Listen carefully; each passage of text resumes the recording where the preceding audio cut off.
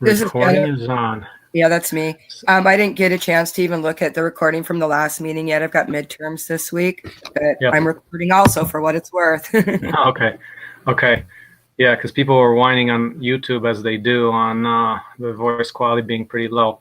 But let's do it. Okay. So welcome everybody. We're at October the 30th Dev Team meeting.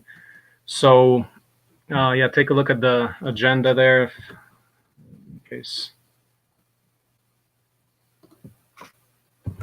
you got it here.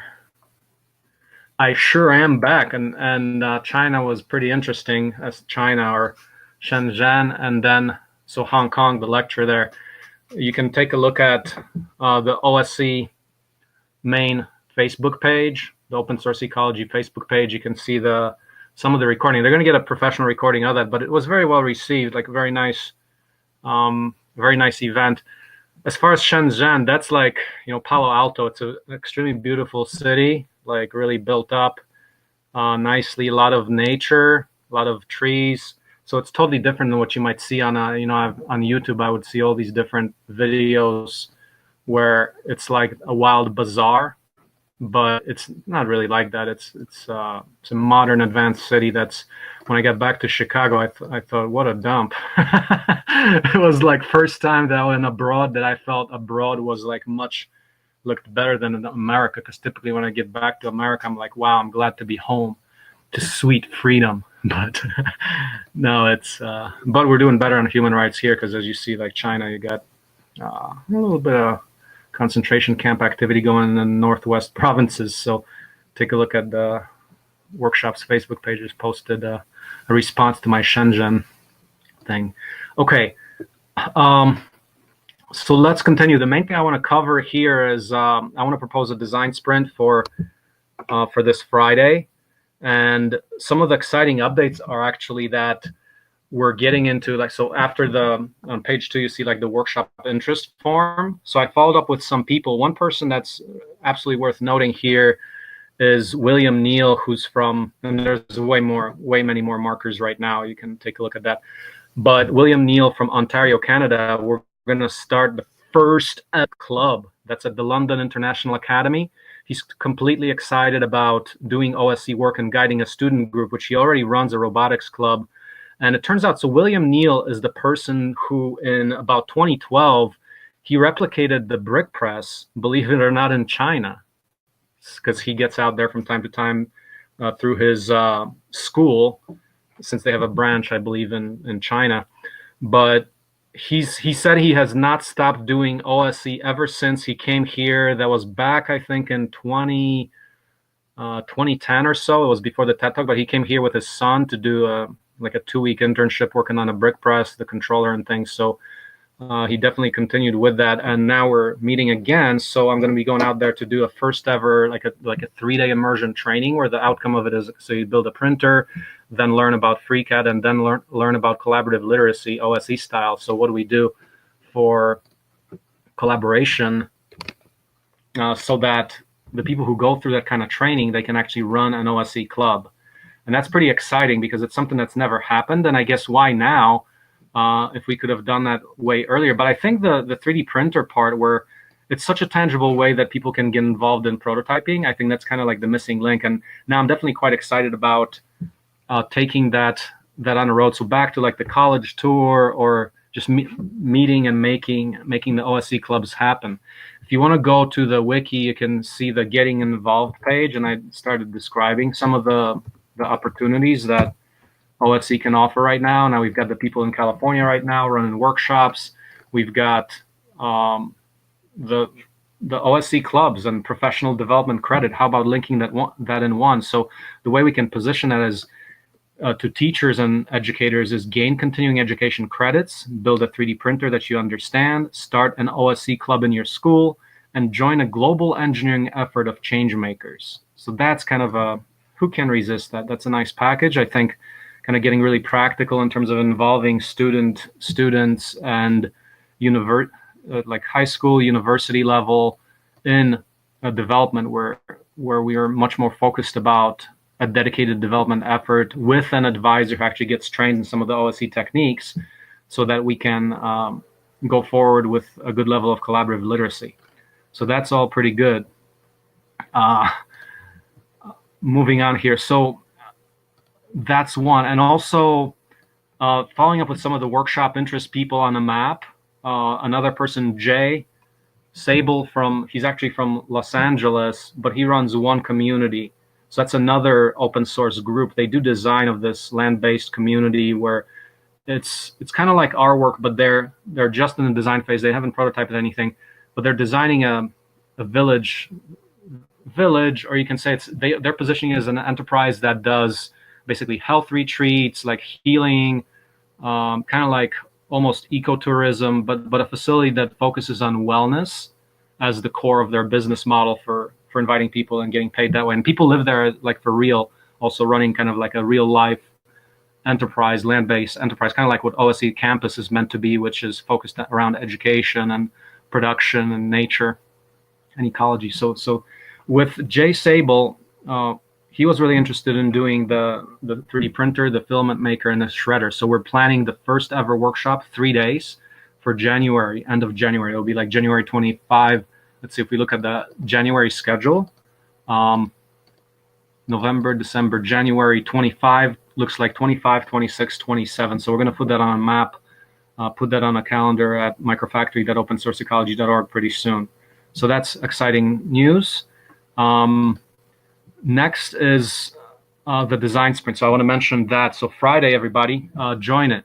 So take a look at the Facebook post. It describes the format of this and kind of focusing on that larger collaborative literacy, the collaboration architecture that's required to have many people collaborate at one time. But to that, we want to use OSE Linux, we want to use FreeCAD, and have a basic idea of the development templates or the different roles that are involved in a development process. So take a look at that. Join us on Friday, 1 to 3 p.m.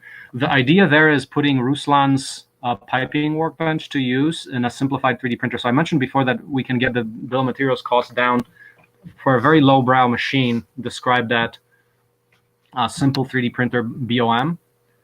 If you go to that link on the wiki, you'll see. Let's go to that. I want to go over some of the features of the 3D printer. It's like D3D, except it's simpler. It's going back. It's a smaller printer, no heated bed, so a 6 by 6 inch bed, single Z-axis, so it means it's a cantilevered bed. Then you just need a smaller power supply if there's not a heated bed. The frame is 3D printed with the PVC or 3D printed corners. So you can print both the 3D printed corners and the pipes that join them to make the three-dimensional cube. So that's a real cost reduction and simplification of the frame, because right now the frame is quite intensive in that you need to CNC cut it or weld it yourself. So this definitely makes it much more accessible and much lower cost. And then we want to use a very low-cost extruder. If you look at OSE Workshop's Facebook page, you can see an idea for that, what actually William Neal has suggested.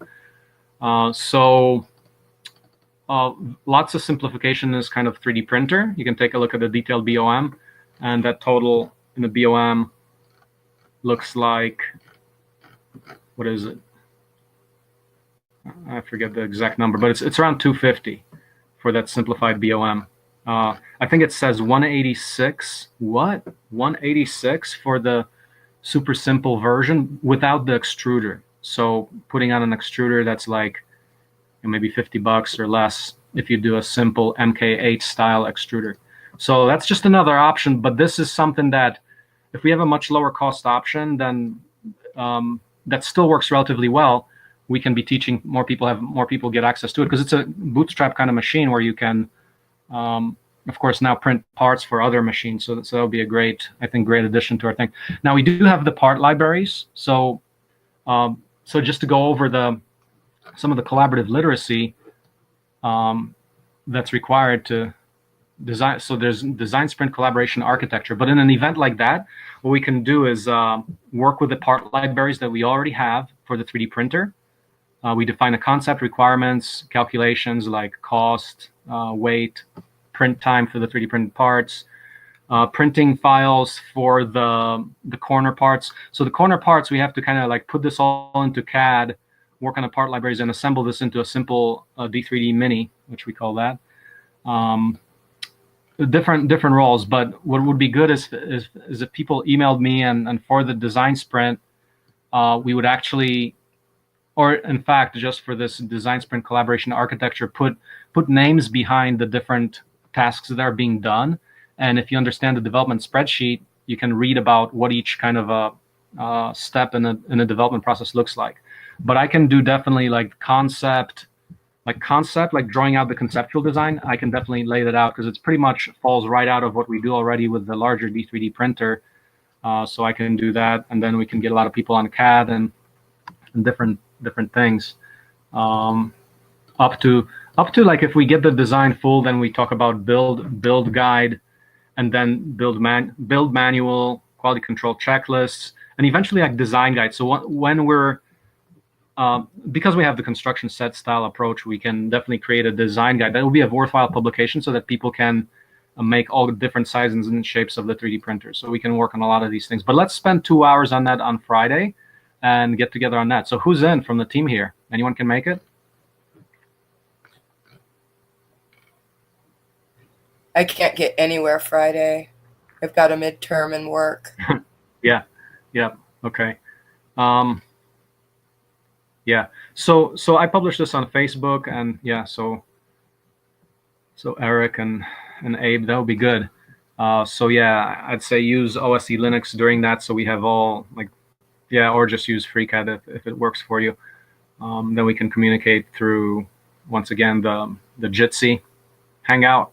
Let's see, did I put that? So on the design sprint page, that should be on there. If you go back to design sprints, yep, yeah, join us at meet.jit.c. So this is like the first one since like we haven't run design sprints since a long time, since like 2016. So we'll get back into it.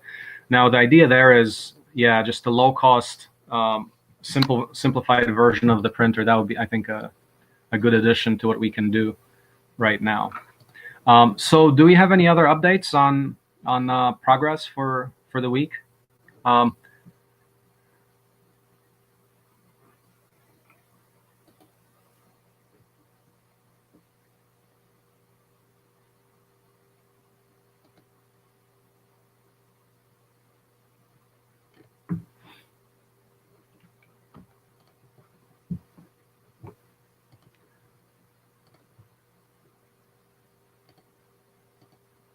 Yeah, so for the design sprint, let's actually start drawing out the concept. Unless anybody has anything more to add, but on the design sprint, the concept is just to lay it out what it really looks like.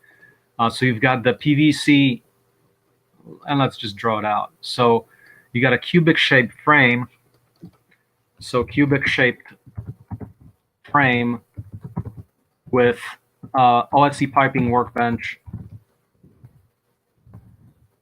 triple corner pieces, and these are, I would suggest going 3/4 inch. That's a good size for, and around like 12 the sides altogether being about 12 inches, because 12 inches will allow you to fit a 6x6 for a 6x6 inch bed. That's about the right size, because right now we're using, 12 inches, not even 12. It's typically N minus, I think, 4. So 12 would probably even fit like up to 8 inch. Not really. It's minus about, the 14-inch frame fits a 8-inch bed, so that's N minus 6. So yeah, 12 inches would actually be the right size for a 6x6 inch bed. It's really N minus 6 for the size of the side length. Minus 6 inches is the size of bed that we can fit. So a 6x6 inch bed, which would be perfect. And also this allows us, like if we have this small machine, redesigning for a D3D Mini, we can do that both in PVC and the smaller frames that currently are not used in the cutouts for the CNC cutouts of the standard D3D frames. Because right now we're using, if you use a 4x8 sheet, you end up with 16, 14, and 12-inch frames, and 10-inch decreases by 2 inches. So now we can use the 10-inch of the 16, 14, 12, 10.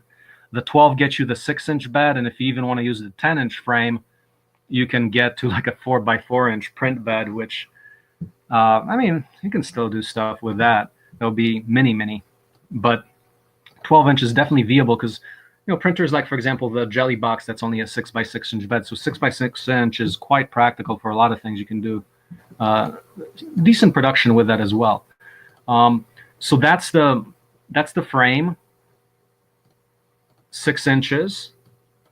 The task to do there, let me just write some notes.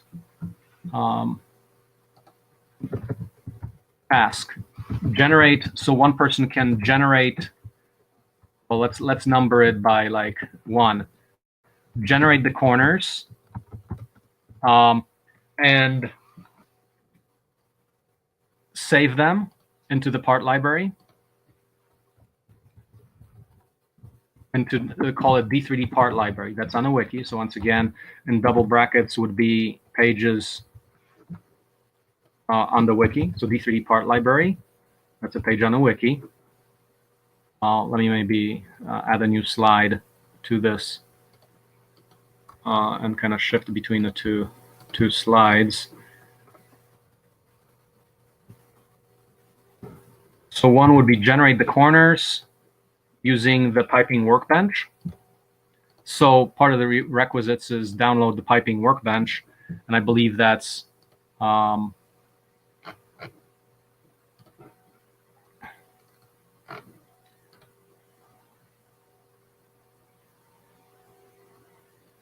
you got to download the 3D printer, sorry, the OSE piping workbench. That's an assumption there. So download that, create a library part. And then part 2 would be once that's downloaded or generated, so one person can work on that, the other person can actually start assembling into a 12 by 12 inch cube with FreeCAD. So that's another task that can be done at that time. As far as person number 3, very simple task. Get an 1/8 inch or like, 1/8 inch platform, steel. So that could be some steel cutouts from some of the frames that we have. We have a bunch of those. But a 6x6-inch bed. Another person can design. What else we got? I mean, the extruder, we have to actually kind of work that out. I mentioned in a recent, let's point to that, the recent workshops Facebook page thing, a sample extruder that William has suggested actually, and it's one of those very simple MK8s, but I'm going to put a link to that. So right there, this type, and that thing, I mean, are we correct that doesn't even have a heat sink over the plastic extruder part? It just has the fan blowing right on it. It looks like that's what it is. It's got that kind of heat sink where the fan is connected, but beyond that, it's like a super simple, low-cost design where the white piece is actually 3D printed. So one of the tasks would be to get that, generate the extruder, generate 3D print file, or find it online. It's a simple pinch type MK8, simple MK8 extruder. So that's something we can build readily from a stepper motor and 3D printed parts and a spring and just like the drive cog and like a little bearing. So that's pretty easy. What other modules do we have? We have a power supply. So that's another part library piece of work. So find a small 8-amp power supply, like a wall wart kind of power supply, which is much smaller. It's not going to be the big metallic aluminum power supply that takes up all the space on a control panel. It'll be a small one, 8-amp power supply, but that needs to be put into FreeCAD. Other parts, what else we got? We've got all the axes. I mean, there could be 3 people working on axes in parallel. So axes Y, there's 2 Y axes, axes X, and 1 Z axis. So unlike the regular D3D, we're going to go back to the 1 Z axis because the bed is very small, 6x6 inches. What else do we have? what parts are we missing? So a little bit on the control panel. The control panel, like we should put the Arduinos and other components. So what we need is Arduino/ramps controller. Now those files like Arduino ramps, I don't think we have that in our part library. So so this is all like part library work. All this should go into the part library, so we can pick from it. And then once each of these parts are generated, we can pretty much, I mean, starting with the 12 by 12 inch cube, we can, like, a lot of people can start generating this. But one way to do it in parallel is if somebody just does a cube, like a solid cube, as in the part workbench, create a 12 by 12 inch space. And as the person that's working on an actual frame with the PVC corners, once the PVC corner version is done, we can merge it into the main working document, but we can set up a placeholder with a cube. So you can say part workbench, start the placeholder, so that everything can be fit around the 3D printer. Now we have to, for people to work on it together, we have to define some orientations. Like when you look at the, yeah, I'm actually going to go back to the, let's see, D3D, the orientation document, how you treat looking at D3D. So when you look from the front of it, I think it's actually at the D3D controller page on the wiki. You have to define orientation so everybody is together on which side are you looking. Where's the front, where's the back, and so forth. So you can take a look at this, like that will be the model. Let me actually share my screen here. So if you look at the D3D controller page, we've already been through the definition of orientation, right? Because if you want to work with a team, you kind of have to know where is front and back and so forth. So we can take that, take this as a model here. If we look at orientation, the back will be where the z-axis is, and we have now one z-axis. So back z-axis, the left and right y's are there, and then the front is going to be open, where the platform is going to be for the heated bed is going to be at the front, accessible through the front, so you can actually look at it like a window. But to just put those little markers into this drawing here, so that would be like the left y axis. This would be the right y.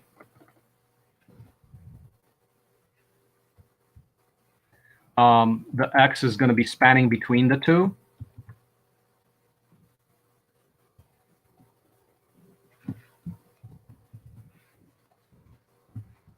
So we can draw that in between them.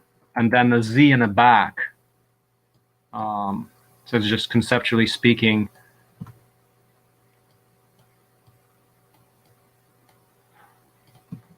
x-axis, and the z is going to be basically in the back like this, z-axis. And how do you do the spool holder? Because the spool holder is an important one, just like we did in D3D. So if you look at the 3D printer manual on the wiki, you see that. So that's the big, 500-page guide for building the 3D printer. The way we do the bed holder is putting in. Oh, that's actually an issue, because what we did was we put in the spool holder between the two z-axes. Now we have one z-axis, so we can still possibly just put two rods. So there's a rod that's stuck into the top. I don't know if you guys can picture it, but basically the rods that hold the spool are stuck into the actual motor piece of the z-axis, and then there would have to be another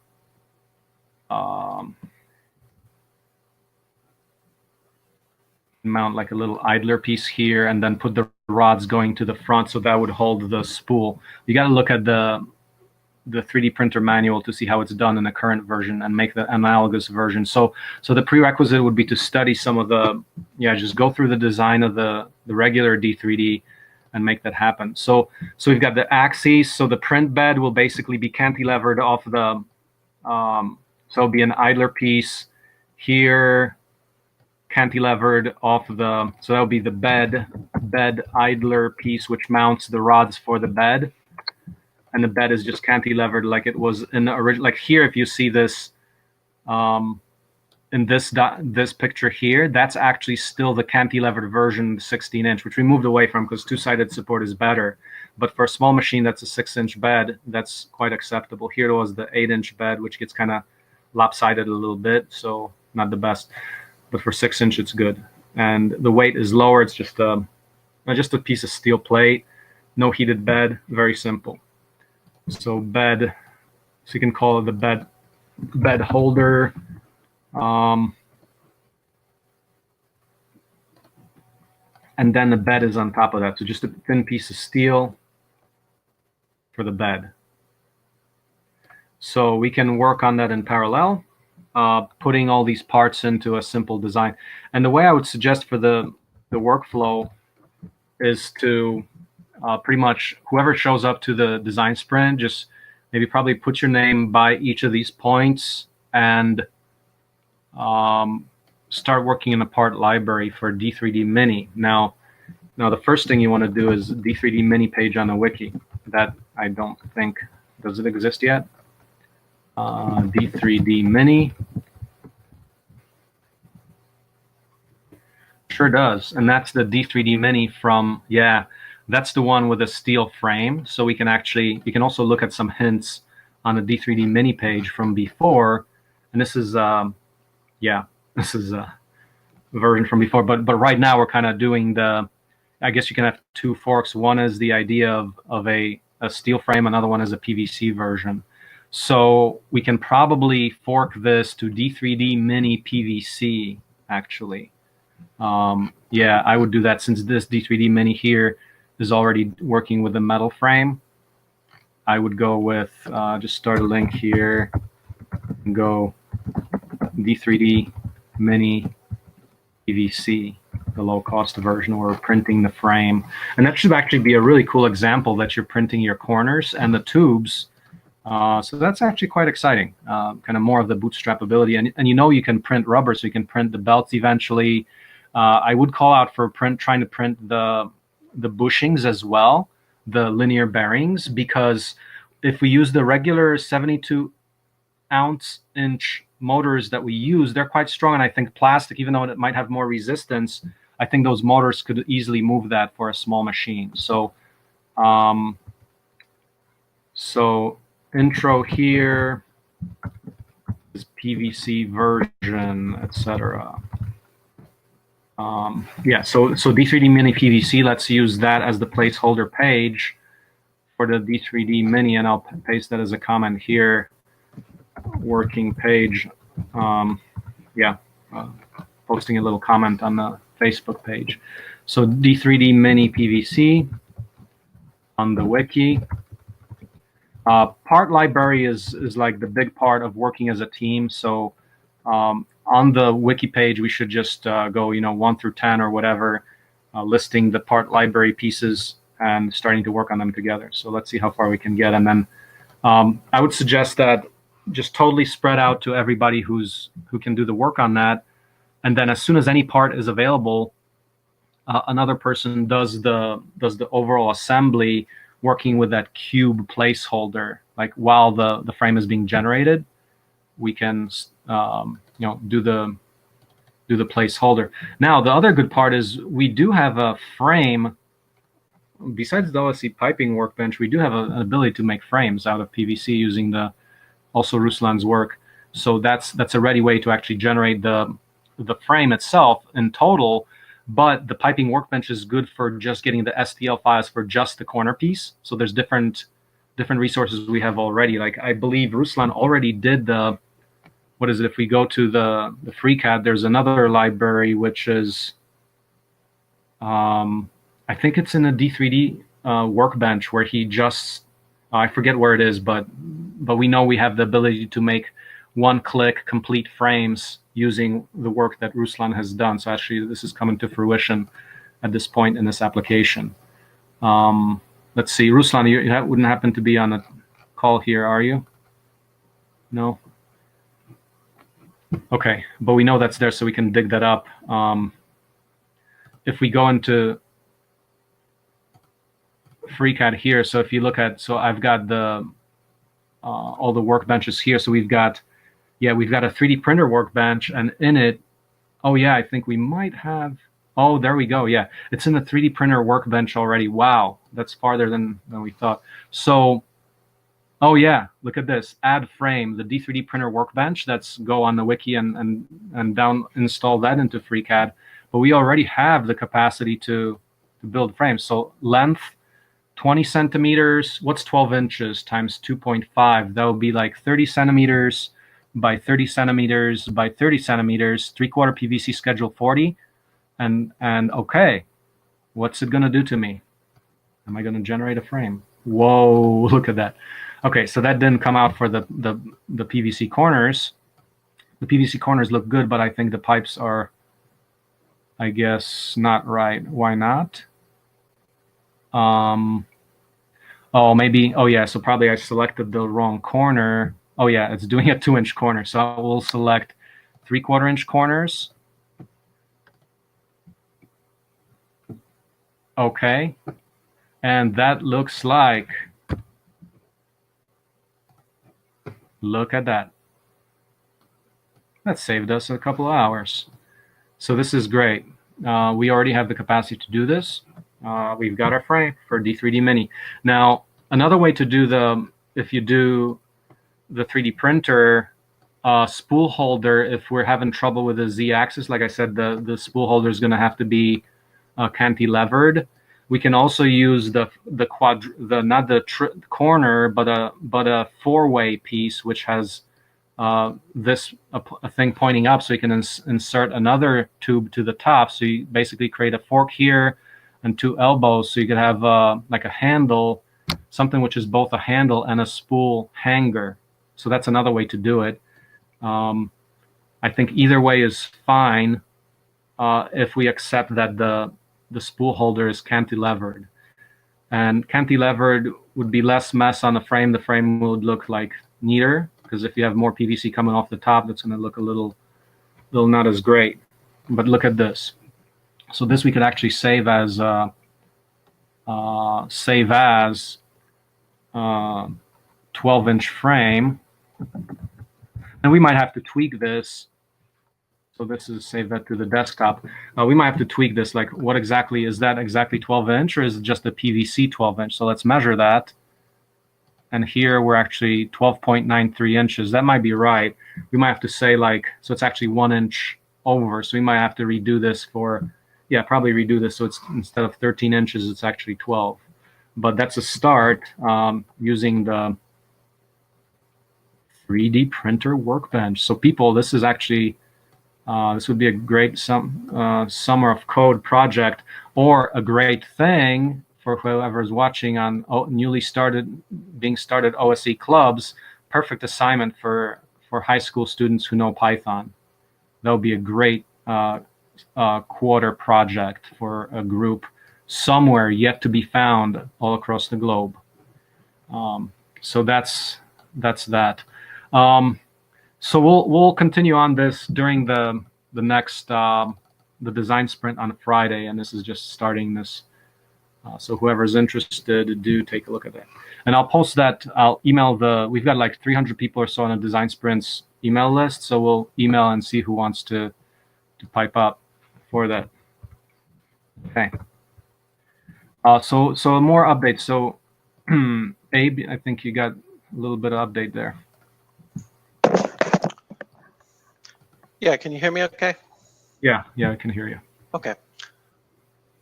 I've been mostly reorganizing some files and stuff, but I changes to I keep having to change a little tweaks and this and that on the Power Cube, and looking more back at the live track, because that's mainly what we're trying to fit that onto. And I kind of reorganizing the files and changed the way I did those so that it was easier to edit, because I keep having to make changes, especially on the small Power Cube. So I think that'll work better. I just kind of broke things down into individual part files that are smaller, and kind of just regrouping that, assemble that easier. Mm-hmm. And I think I need to do the same thing with the live track.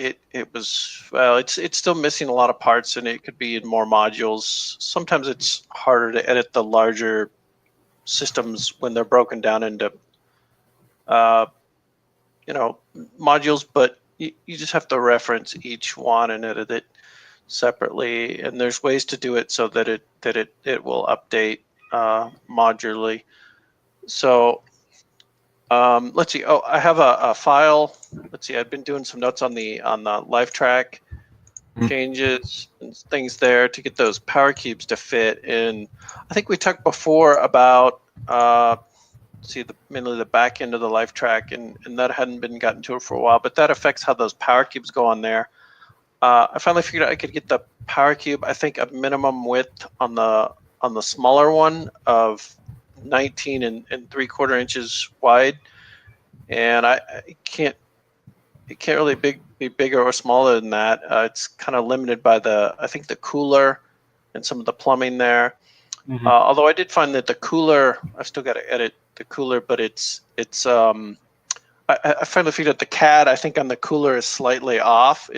According to the information online, it's a maximum extent of 18 inches wide, but it was like a little over 18 and I think a half in the CAD for some reason.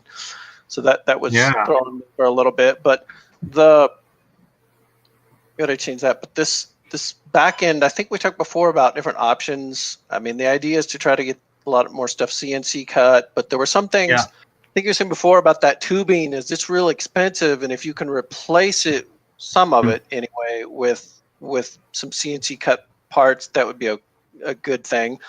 But I know that has a cost depending on the size of the parts and the way they. Hold on a second. You're saying replace what? The box tubing? Some of it. I think before there were different things going on with the arms, and that was related all the way back to the micro track. But I think on this large tractor, we couldn't do the arms. Making arms instead of those long arms were better I think it was better with tubing. Right. I think that was hard to beat there. But some of these other parts, I'm gonna have to move. There's different ways to do it because I think that the best way to have those power cubes. I was making them more narrow so that we could stack them up, and then there would be like 3 high power cubes. But that makes it inaccessible, and you need like another tractor to lift the cubes way up in the air. Yeah, that's not great. So I think the small ones, kind of have to go on the bottom anyway, and I think 4 of them in between those structures down below is the best way to do that. And then the big one will just set on top somehow with some other frames. So I was looking at options to try to either, swap out some of those pieces of tubing there in the back to give us more space, or ways to either replace them with CNC cut parts and make like boxed metal out of thin cut pieces, or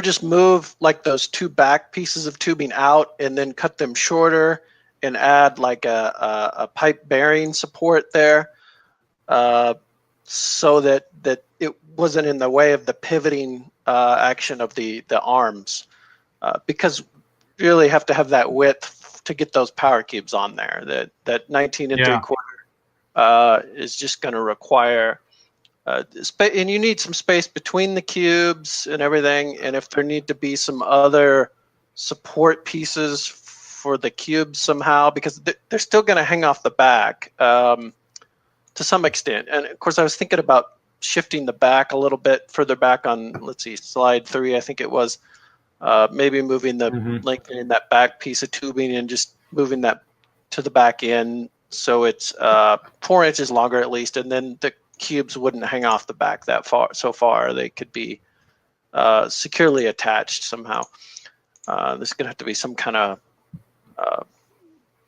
other ways to attach those a little better too, but so the bottom line is, right now we're not seeing the 2 fitting across, or are we seeing 2 fit across? If it's widened out, the point with on the live track there is that those upright arms on the very back that are kind of holding the pipe bearing for the arms all the way back there, they are there's only like 30 something inches between there, and we need 40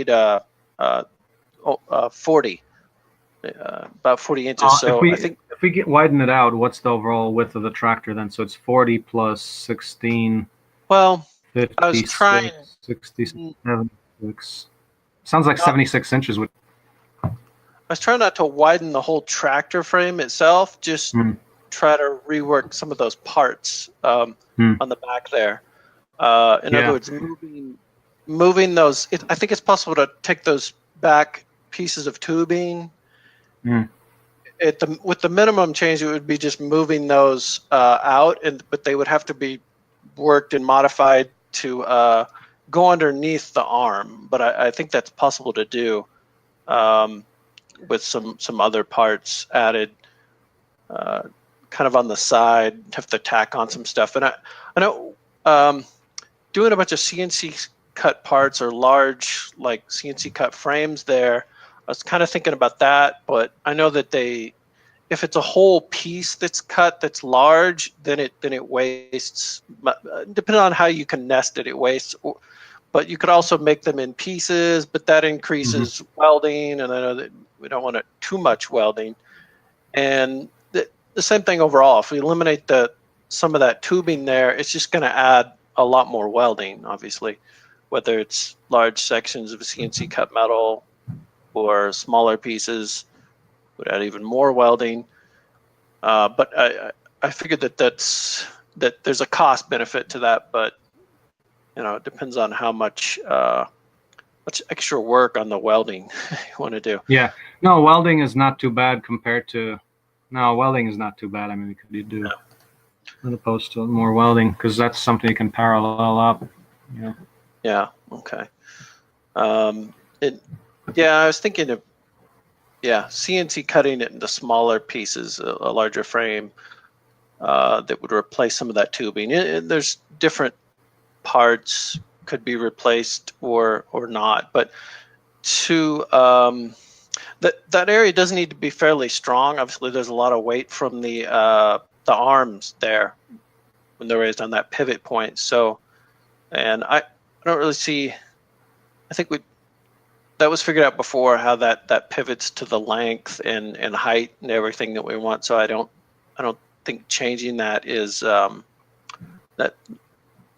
ideal. I think that's kind of where it needs to be. I mean, there's probably different positions it could go in, but I don't know that would really improve anything.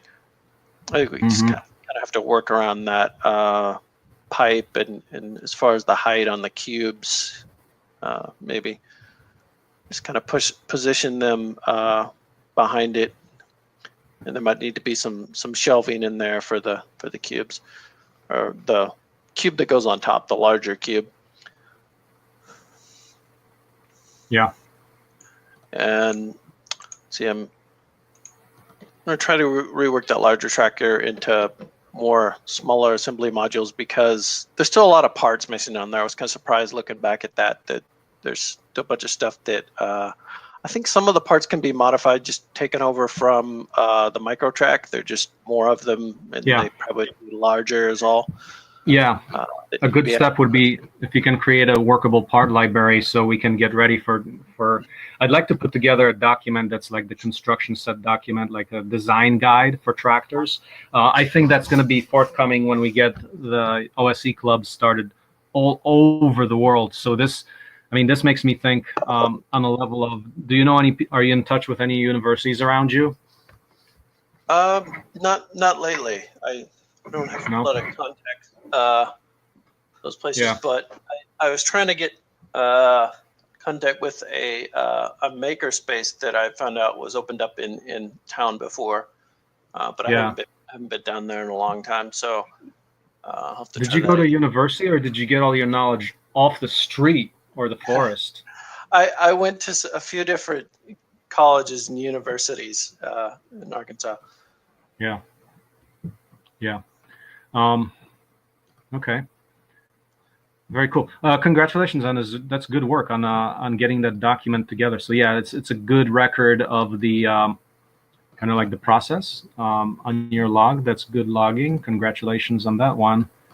So people look at Abe log. He's got the document embedded prominently in there, and so you can study some of the design issues that we're going through right there. That's good. That's good. But yeah, I mean, this one's like right now I'm in the mode of thinking about OSE clubs, but yeah, this would be perfect stuff that, we have teams work on this, and then there's a competition where people compete. They collaborate throughout the semester, and then there's a one-day event or a weekend event where they build it, and it's extreme builds, and it's like they might compete for speed or collaboration or other things. But I could see some really nice events popping up like this that shift the first robotics from military to peacetime economies. Yeah, I think that'd be great. Back to the 3D printer and all that stuff. I think structuring it so that it's easy to put some of these like CAD libraries together quickly is will make it easier to use FreeCAD and well, yeah, like yeah.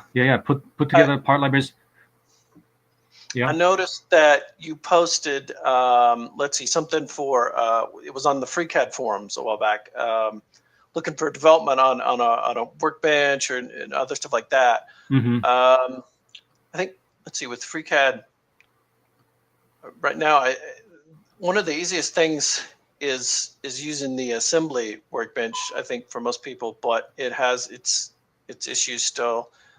And it seems like a lot of the assembling parts and things like that, it works well for that. And so most of the workbenches, like where we want to assemble parts easily, they're basically going to need to be based off of some type of like assembly workbench or use that heavily. So I think that there's some kind of ongoing development on an Assembly 3 workbench to fix a lot of the problems with Assembly 2, but I haven't looked at that in a while. It's kind of being done separately from main FreeCAD currently, I think. But yeah, I mean, basically we want to put blocks of stuff together and assemble it. So having lots of simple parts in a library makes that easier. Yeah, and also that would allow that for 3D printing. So scale prototypes 3D printed by OSE clubs, that would be perfect addition of additional effort into the project. Because it's something that's worth doing, but pressed for time, you can only do so much. But if we get more people involved, that would be a great addition to scale model prototyping. Could be perfect. Like if we have accurate files, you can test that in scale models before actually building it. That would be great. In fact, that could actually evolve to kits, like prototyping kits that are actually sold to students or whatever, or to anybody who wants them to play with that and get involved in actual meaningful prototyping using kits. Yeah. Yeah, one of the things I was trying to update on the FreeCAD stuff too was breaking it down into all the parts into smaller files and getting all the relevant file parts editable into the repo. I was trying to transition eventually to GitLab, but on GitHub, it is kind of an advantage to have, if all the parts are in there in one package, it is kind of handy to download a zip file from there that way. That way you get a package that's completely editable. Even though the links on the wiki with all the images are important too, obviously, to identify stuff visually. Yeah, it's good. Cool. That's great. So yeah, keep working on the library files. That's great work. Anything else? Do we have anything else from anyone else to update?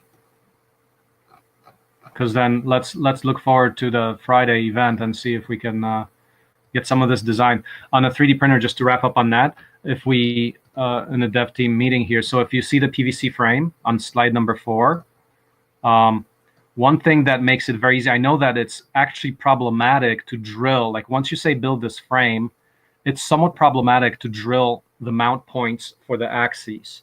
So to make this completely flexible, I would like to design holder for the axes. So last item here. So basically something that snaps onto and is bolted onto the tubular pieces that allows you to then screw the axis into that as if it were like maybe it'll probably have a nut catcher in there. So we're just screwing through into that piece. And if designed well, it could be like completely flexible. You don't have to mess with drilling the frame, which it's surprisingly difficult to. Well, you have to have technique to drill a hole straight on, really on the very top of PVC once it's a three-dimensional shape, because it's kind of hard to hold it. So I think there will be a good simplification of getting like these modular pieces, which then you can clamp on or bolt in the axis as you need to here. So that's just wrapping up on that. As far as the tractor work, the applications are great for. We're actually, I've been talking to the guy who wants to do the pilot in Africa and Ghana, and that's actually going forward. We'll see if that materializes. But if that's so, we're going to take 50 people and build microtrack in Ghana in one day, coming up in April or so. So we'll see if that actually materializes. We got to just kind of negotiate, make sure everything is clear on the open sourceness. Like he's really open to the open source, but then he's making a big investment. This one guy, Alex, into that. I mean, he's a finance guy, right? And then they want to make sure they're protected. But as long as they're, so as I mentioned, the unique part there was that they want people to build their own tractors. The financing is for people to build their own tractors. So yes, we are there. This is distributed manufacturing, which would be a first of its kind in the world, as far as I know, for industrial productivity on a small scale. Actually having people build their own equipment, that's unheard of. So that would make economic history if that actually works out. So let's see if that does. It's very compelling. And the open source model works especially with that. If we're actually, someone else is financing the thing and their business model is finance, that's completely consistent with open source. Because the more open source it is, the more people want it, the better the finance guys are.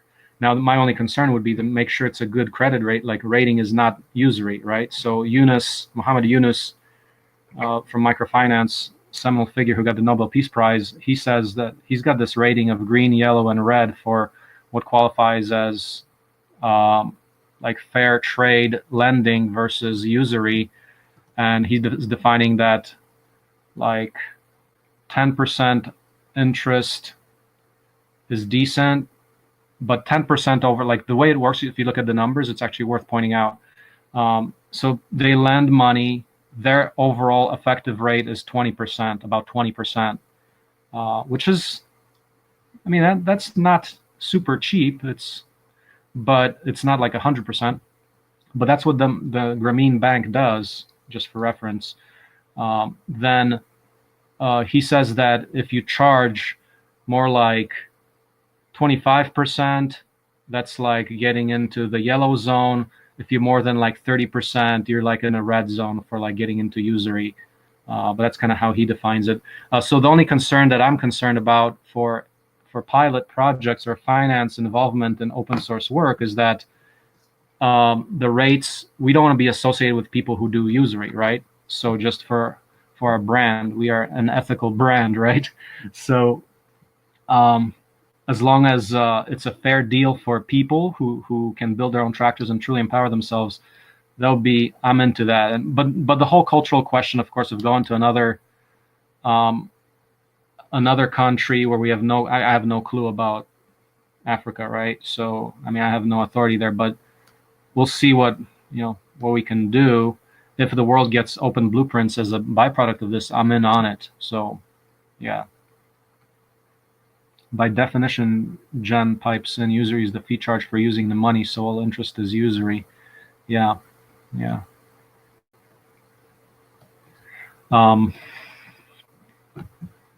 Exactly. Okay. So I think with that said, yeah, let's create a free world by starting with a small 3D printer on Friday and a design sprint and continue our work here. So yeah, see you whoever can make it on Friday, and good meeting. So we'll talk again same time for next week. Just continue moving along into the world of open source. Okay, so thanks everybody. We'll see you next week.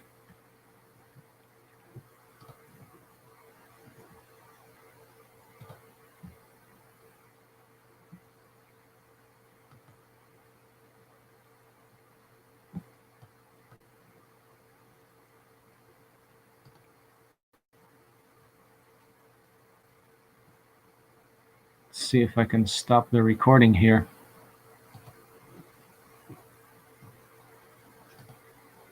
Stop recording.